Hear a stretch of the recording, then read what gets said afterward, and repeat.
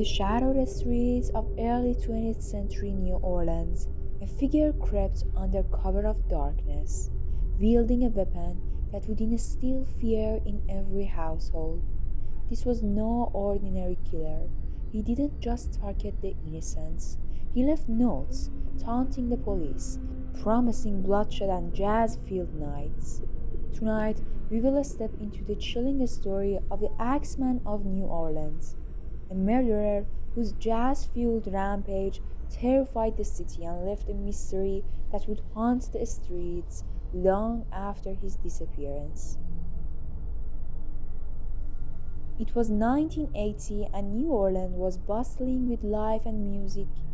Known for its jazz, vibrant choral culture, and lively nightlife, the city seemed to pulse with excitement, but as the summer heat settled in, so did an evil that would strike terror into the hearts of its citizens. It started quietly with the murder of Joseph Maggio and his wife Catherine, two local grocers brutally attacked in their own home. The murderer's weapon, an axe, left at the scene in a chilling statement of cold, calculated rage. The terror only grew as the killer struck again and again, leaving few clues behind. Families were assaulted in their own beds, the walls stained by his brutal violence. Most were Italian immigrants or grocery stores owners, adding a twisted, almost ritualistic element to the killings. Word spread fast. No one knew who the Axeman was or where he would strike next. Parents tucked their children in bed early, doors were locked tight, and a dark cloud of fear blanketed the city. The New Orleans police were desperate, combing the crime scenes for any clues that might reveal the Axeman's identity. But he was elusive, leaving behind little more than a bloody axe and broken hearts. Newspapers printed warnings and updates on the case, only adding to the police's terror. And then, as if the city's fear wasn't already at a fever pitch, something strange happened.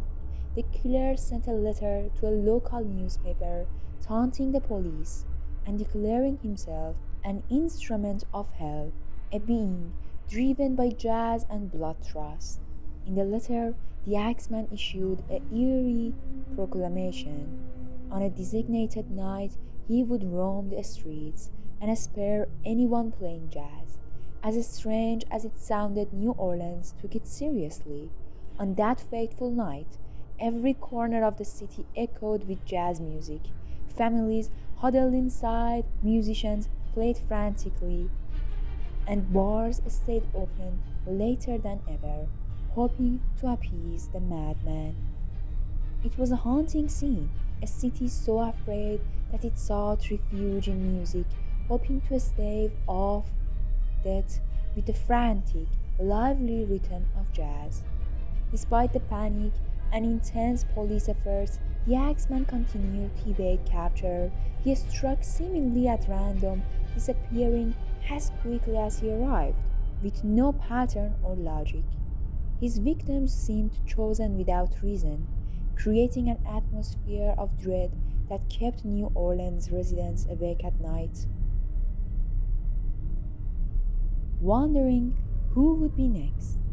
Months passed between some attacks, and just when people thought the nightmare was over, he would strike again. The Axeman reign of terror continued until 1919, and then, as suddenly as it began, it stopped. No one knows why. There was no capture, no confession, no closure. He simply vanished into the same darkness from which he had emerged. The city was left with a haunting mystery, a name that would go down in true crime history, an unsolved case that continues to captivate and horrify true crime enthusiasts to this day. Though the Axeman's spree came to an end, his story remains one of New Orleans' most chilling legends. A reminder that even in the most vibrant, lively places, Darkness can lurk just beyond the street lamps. The Axeman's identity was never uncovered, his motives never fully understood, and the fear he instilled remains echoed in the city's history. An unsettling memory of a time when terror walked the streets, hiding behind the mask of jazz and shadows.